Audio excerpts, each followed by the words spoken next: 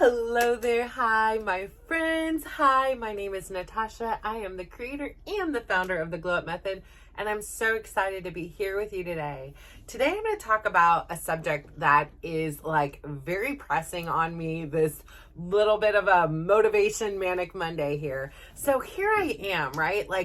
My whole goal here is to teach you the tools and the skills and give you some stories and wisdom and experience in crafting this life that you're proud of. So I'm over here in my lane, realizing how everything has made sense, right? Like how my glow up has helped me. And glow up isn't just about physical appearances, or glow up isn't about material items. It's literally glowing and from the nucleus out, right? Like we are starting and breaking everything down into the nitty gritties, the small actions, everything. We're getting to that core, and then we're going to emanate out, right? And here I am. This is the struggle bus for the day I've talked about is procrastination. So, I'm really good when it comes to my schedule. I'm really good at finally committing to something. I've talked about it before. I mean, I was overweight, and worse than the overweight was I was extremely unhealthy. Fatty liver disease, very high hypertension, pre-diabetic, high cholesterol, you name it, I had it. And so I kept procrastinating and putting off this journey, right, of health and well-being. Why? Because, I didn't know. I don't know why. Why was I not doing it? It was because it was at Monday. What kind of things were going on psychologically? Was it because I just didn't want to give up sweets and treats, but I still haven't given those things up now, right? I'm not sacrificing it. And so procrastination is a fight, flight, or freeze response. And I think for me, I have this tendency to want to do things right. I want to get somebody's approval, and I want to be a hero, and I want to be a helper, and I want to get it right. I don't want to make a mistake, and I'm scared of failing, and I'm scared of falling, and I don't want to get hurt, and I really don't want to hurt anybody else in the process. And so for me, it felt like staying the same as who I was, and not, doing the workouts, because the workouts were going to physically hurt. Even if a workout was a 5-minute walk, it was going to hurt because I hadn't used those muscles. They had atrophied, right? If it was, a feeling mentally somebody telling me I can't do something. And, I grew up in such an environment where everything seemed to be I can't, that I wanted to pursue, whether it be from my internal self or from external people. But anything I wanted to pursue, I was told I can't, or I shouldn't, or that's scary, or that's bad. I mean, I remember telling my auntie, who was one of my role models, who was this female badass who I just thought really could do anything. I thought she was so funny and witty and artistic and creative and beautiful and intelligent. And I just thought that she had it all, right? This was one of the few female role models that I had in my life. And even though there were so many glaring red flags that she didn't, I put her on this pedestal. And so when I was so excited to say, this is what I want to be when I grow up. Oh, no, you don't want to do that. Let me tell you all the reasons why you don't want to do that. It really made me second guess myself, because I'm like, who is this? Who am I to think I know what I want to do with my life, when this person that I value so much, I've put on a pedestal, she's so smart and wise. She always knows everything. She has the best stories in the world. If she doesn't think this is the right occupation or path for me, then it must not be. And when I remember telling her, I wanted to go and travel and take Sorry about that. When I wanted to travel and when I wanted to do stuff, I got a text and like, here we are, distractions, procrastinations. I'm sitting here reading it. Like, duh, I don't need to be doing that. Anyways, I'm here with you. I'm focused on you right now. But I'm saying all that to say what happens is, like I had said, like I want to take this gap year after high school. Like I know, like I'm gonna be the first female to go to college, but I'm just not ready yet. Like I was a younger kid, and back in the day that was a little bit more normal, but I was gonna leave to college when I was 17, and I felt like I was so unsure of who I was that I had said, like, I want to go travel. I want to go experience things. Oh no, you don't want to do that. Like, that's safe. Here, you want to go find yourself? Here, I'll sit down with you. You give me all the money that you will pay on this trip, and I'll tell you exactly who you are. And I felt like, I never really got this place of freedom. You know, everywhere it was like, be home by this time, otherwise dangerous and bad things happen to you. And I really started to believe a lot of these things that people told me above me. You know, I got fears and afraid because, you know, my grandmother was mugged, and you know, so I got afraid to wear, you know, certain things out in public. You know, I was afraid because, you know, I was assaulted, and I was afraid of a lot of things. And so one of my biggest fears too was that if I would put myself out there, that people wouldn't accept me, that people wouldn't like me. And that's okay if you don't accept and like me. But the worst part is if you come and attack me, right? Like if you come and make false information about me, that's a little bit more challenging for me to deal with, because I know who I am at my core now. I did not know who I was at my core for so many years. Like I just, in a way, also procrastinated on that because it was like I was in fear of what I would find. You know, what if there wasn't anything in there? What if I didn't have any dreams? What if I didn't have any purpose, or, you know, any of those things? And so I really used the distraction of becoming a people pleaser and doing everything for everyone else to fill that void. And so I ran out of time, right? Like, and I continue to do this. Like, I see it so clearly. Like, I have all these dreams. I have all these things I want to do. And I have a long, old to-do list to get through of things of my own. They have nothing to do with my kids. They have nothing to do with my significant other. They have nothing to do with anybody else but me. These are my projects. And I could delegate things out, but I need to get a bearing on. I need to get to the foundation. I need to, or some things I just need to do on my own. And I continue to push them off. I've got a stack of paper that is growing, and I do my minimums, right? I do what I have to do. I do my core things. I make my bed, you know, I do my morning routine and meditation, and these are all new things. So they require celebration. They require me saying, hey, I do these things now, and a reminder to myself when I start to get a little bit more critical of like, hey, let's get it going. You know, I'm doing my recording and I get so far, and then again I stop. And you know, my kids now have been, before it was like, okay mom, when are you going to write the book? Okay mom, when are you going to start filming? Okay mom, when are you going to publish it? And I appreciate the accountability, because it's true. Like, I get so far in, like, I get it. Like, I'm ready to go. When I finally make this commitment to want to do something, I'm like, yes, I'm in. I can do this. I've got this. You know, I'll get all the gear. I'll get all the things. And then I fall short and I don't continue to make this progress. So here we are, July 22nd, 2024. I've been filming these things nearly every day, except for a handful of, you know, vacations that I was unable or unwilling or unwanting to film, since January 10th, I believe it was. And here I am with a camera roll collecting dust of footage that is reaching nobody else. Like, it's just me and my camera talking right now. And as much as this information needs to get to you, and I've done the hardest part, right? I've recorded it. I have yet to hit the send button.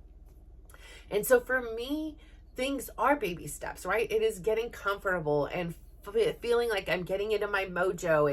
And even the other day I was thinking to myself, like, I really like that my topics are becoming more organized. I feel like in the beginning it was almost like this opportunity that here it was, this young girl who has now turned into a woman who silenced herself for so long. And so I think when this started, even amongst my friends and amongst other things, I was always quiet. But yet, as this journey has progressed, I have found myself in some ways like overcompensating. Like, I have a lot to say. Like, I have a lot to say. I've thought about so many different things. I have this unique perspective, and I find myself sometimes kind of taking over conversations. And in here, I've got this platform where I'm like, hey, it's me and you for, I first started at an hour, like, holy smoke-a-roonies. I don't have that much time in my hands. And even some days, the 30 minutes, I'm like, do they really need to hear 30 minutes of me? Maybe should I bridge this down to like 15 minutes? Like, it seems like a hell of a lot of just chippy chappy, yippy yappy of my own voice. And some days I'm like, what the heck am I even going to talk about here? Like, I don't know. And so procrastinating today was so important because, again, Mondays for me are this motivational day. Mondays for me are about, like, it's the day to get it going, right? And I have all this guilt because I'm not doing things. And I am working through and saying, hey, don't judgment, don't be guilt. Like, trying to balance this being kind and supportive and then actually executing and getting things done. But I'm in a learning process. This isn't new for me. So acknowledging, having my mindful morning where I went on my walk, where I did these things, gave me this peace and quiet and said, there are still a lot of areas of your life in which you're procrastinating, which is normal. We all do it, right? There's crap we don't want to do. Like, I don't want to do it, and I've always been this way. If I started thinking back, like, here I was at the 18th hour, busting out an essay, in for school, or sitting up all night pulling an all-nighter on a project that was supposed to be all quarter, and I'm slamming it all in. I remember it was like my state project, and I was absent on the day we picked states, and so I got the most boring state, I thought, and I just wasn't into it, and da-da-da-da-da. So I waited, and I was up all night long, gluing and cutting and encyclopediaing. They didn't have a computer back then, but on the literal typewriter, back in my days, we had it a whole lot harder. But I really still have this tendency to procrastinate. And I really believe, for me, it is a multi-pronged thing. I think it is me not wanting to fail, right? I think a lot of it is me feeling overwhelmed. In my life, there's certain times that I had guidance. Overall, from my dad as a young kid, I didn't get a whole lot of guidance. If I think about him, and what was the number one lesson my dad taught me was a few things, actually. From example, he's the hardest worker I've ever seen. Like, he is still working. He is a hustler to the degree. Like, I don't know how he works now. I don't see him, but he was always a hustler. He really was a hard worker. And what he told me directly was like, hey, I'm going to be honest with you. Like, I'm a man. I get men. Like, it's all about the quest. Like, it is not about anything else. Like, they just want what they can't have. And until you give it up, like, and then they're on to the next thing. And he's like, that's not always, but especially in this young age here. So, that was my biggest takeaway. If I think about my dad in a lesson, and it was just like, for men, it's all about a quest. He's like, we're dogs, we're animals. Like, we, want one thing. We are, goal focused, and we will do whatever it takes to get that thing. And so just remember that. And so I think it also gave me this, like, fear around men about this is like a very, like, a used kind of feeling, like this person doesn't really want to get to know me. They just want to satisfy their own needs. And so it gave me this really interesting dynamic with, like, men in a, more than platonic way. And I think it was validated, whatever my dad taught me was validated by having unfortunate situations where I was molested and sexually abused. And I was like, yep, see, like it is true. It is like they only care about what they want, and what they want is what they want, you know what I'm talking about. And, I think that's a big challenge for me. So, I did get guidance in certain ways. A lot of my guidance I learned, and a lot of the stuff I learned was through observation of what I did not want to continue to do, right? Like those were the biggest lessons, was like what I viewed as mistakes, like what I viewed as really unfortunate things. I mean, there's certain things that stand out. My dad was a great guy, and I don't harbor on the negative things. There were good things too. He did his absolute best. I mean, this is a kid raising kids. Like, kudos to you, and you're by yourself. Like, I don't even know. Like that was a huge challenge. But I'm not saying that the experience didn't affect me emotionally, and it didn't affect me in many different ways about my perspective on the world, like, and I was able to change those things, my dad wasn't, in my opinion, a big alcoholic when we grew up. And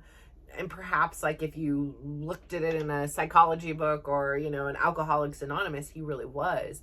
But I didn't view it as a problem, probably because I grew up and that's just the way it was, like, yes, there were certain times he came home belligerent or, falling and all kinds of different things. But there were, most of the time it was just chill and normal, but there were those times. And I think that came, as I'm talking here, I think that's the trigger, is we didn't know who was going to come in the door. We didn't know if it was going to be a sober dad. We didn't know if it was going to be a crying dad.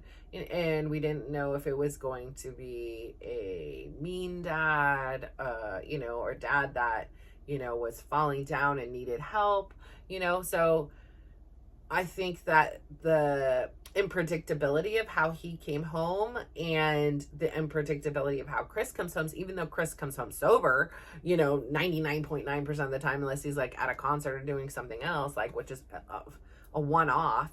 But the emotions it evokes, the unpredictability of it all gives me a lot of anxiety. I don't know who I'm getting. And as a people pleaser, I don't know what I have to do in order to please you and in order to make you happy. Even though I know I really can't now. I really believed it for so long. But by being so distracted by Chris, by my dad, by my brother, by my sons, by my daughter, I'm procrastinating. And I'm starting to see that now. It feels so much easier and less painful to do things for other people, to guide them, to say, hey, what time specifically can we work on your social media, and actually do it. Whereas if it comes to me, it's like, we'll get to it tomorrow. Oh, let me start. And then the next thing you know, I'm grabbing my phone and I find myself on Facebook, or I'm reading an article, or I'm listening to something else, and I'm not doing the things that I want to set out to. And so really taking this time this week, I feel like is a goal of mine to like, let's scratch the surface. Like, we're at the surface here. We can see, it's clear we're procrastinating on a few major things that should be getting done. Why are we doing that? Like, what is it? Is it the belief that somebody else thinks this about you? Is it it's too big? Because once we could figure out why are we procrastinating on this? Why are we procrastinating and not taking care of our health? Why are we procrastinating and not, finishing our book? Like, and I'm not, some of these are examples for me, some of them maybe for you, why are we not posting these videos? Why is it, what is that underlying issue? Because we can treat the symptom, but it continues to come up. This isn't a new 47-year-old issue. This is an issue as long as I could remember, right? Like, I'd have friends coming over, and as I'd wait to the last minute to clean up, and then because I didn't allocate enough time, here it was shoving stuff underneath beds and shoving things here and there, which created a bigger problem in the future, right? So I really need to take some time and do some self-reflection and self-awareness and figure out what the heck is going on. I mean, yeah, there's the obvious. I'm a people pleaser. You know, I'm relearning these new skills. I'm really enjoying like where I'm at, right? Like, and so because I'm feeling so much pleasure in my mindfulness, in my dance, in my recording, it doesn't always leave time for other things. So I think, again, scheduling things. And because it seems so big, because I've let days, weeks, months, hours, minutes, seconds, I've let all this time accumulate where there's a mess shoved under the bed, you know, figuratively, that I now need to start clawing my way backwards, and it's gonna take some time, and it's gonna be dusty. I'm gonna have to relearn how to do some things. I'm gonna have to be like, do I still want this thing or whatever it is, you know? So really, I can feel the weight of the procrastination crushing in on me, and sitting with that feeling, because I always felt this, right? Like I just always felt it. So I just thought it was a feeling I have to feel. But now, as I've dove deeper into my meditation and I'm integrating it in various ways, right? There is the, you know, my morning one where I sit in a particular pose and I listen to a guided meditation, and I really am getting comfortable, you know, with my breath work and things like that. And then there's the other kinds of meditations that I do when I take my walk alone and I don't bring my electronics. They're not even an option. I mean, I do have my watch. It's not connected to any internet. So even if I fell or anything, I would, you know, it wouldn't be a big help. It's more because I want my steps. Sorry, I'm admitting it. But I have that, and I have these other tools where I can connect in with myself, where, you know, I can observe around and utilize my senses, and these are all different forms of meditation. And it's a form of becoming more aware of your experience, right? And so as I'm opening these doors, I realize, oh wait, there are times I don't feel like my skin is on electricity. Like there are times when my insides don't feel amuck. There are times when I don't feel like this. And before I began my practice, that wasn't the case. I just always felt like this. And I thought that that was the normal default. Everybody feels this way all the time. But what I'm learning is that's wrong. It wasn't that way, and it doesn't have to be this way. And so again, like I do these overcorrections, right? Where I'm like, I just love this feeling and I feel so relaxed and I'm not pressured to get all this stuff done. Like it'll get done. Like it almost makes me like a YOLO, like, oh, you only live once. I'll get to this stuff. Like life goes on. I didn't get to it today. I'll get to it tomorrow. But then you have the other part over here. It's like, it's still nagging at you, and it's still something like, hey, you got to renew your driver's license. You know, like there's certain things that just living in a part of a society have to be done, right? I got to pay my bills. I got to do things like that. So, really trying to find the balance point in all this is the interesting part. But I think that for so long, I was treating the symptoms, right? So, you know, I'm procrastinating. I'm supposed to, let's say I have a deadline. The deadline is Monday. I'm up all Sunday doing the work. It gets turned in on Monday. I feel relief and I feel like, okay, good. I'm done, you know? And then here comes something else and I'm procrastinating again. And I procrastinate again. I procrastinate again. And I keep treating the actual symptom at that time, but I'm not treating the underlying issue, right? So again, I'm participating in PT right now. Why? Because I go to PT all the time with my kids. No, I'm just kidding. But because I really want to find what this underlying issue is. I have sat in pain for so many years that pain is my baseline when it comes to my one particular spot in my hip, and then as it radiates down my leg. And, you know, I don't know if my efforts will resolve the issue, but I'm at least investigating with curiosity and an open mind any of the possibilities. Like, could my hip be hurting because my glute's not working, or because my core is not engaged, or because I'm simply breathing the way I thought I was supposed to be breathing, when actually there is a more ideal way to breathe that facilitates a more nurturing environment for my inner kid here, for my life. And so again, like I say, when I started PT the last time, I'm like, honestly, I don't even think I've ever engaged my lower abs, like ever. Like, I can do the upper ones, but the lower, it doesn't even feel a thing. I didn't. And then finally learning, like, oh, I'm supposed to be like on not the exhale, but on the inhale. Like, mind blown, didn't know that. And then simple things like, I've been, in addition to my PT, I'm supplementing with my own learning. Like, I heard somebody was saying something about engaging your glute on, when you're on the back end, when the foot's back and so really think about that. And then all of a sudden I was trying to engage it at all times, but like to do the engage and disengage, engage and disengage. And I'm not sure if that's right or wrong, but I'm curious. And I don't know, again, if it's going to solve any of the issues, but sometimes we just need to start peeling back and see what the root of the problem is. Where is that root of the problem? And let's address that instead of keep being reactive to any new situation that comes up. So being proactive and saying, hey, I'm gonna go in and dive in and know this is gonna be messy. Like, I know all the psychological reasons of my whys that are gonna come up are gonna cause a little bit of turmoil inside, maybe a lot of bit of turmoil. Like, to go back down those avenues, even here when I'm talking about, it's like, I don't think about those things with my dad. Like, I don't think about how often he wasn't there and how often he was at work because he's a really hard worker.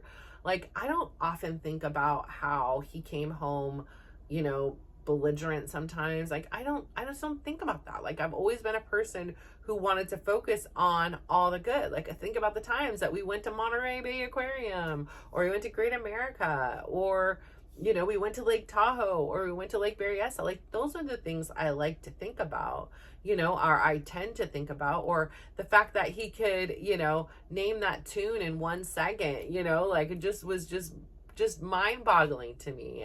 And watching, as he would go into his clients or customers, watch them lighten up with his energy and his, connections with them.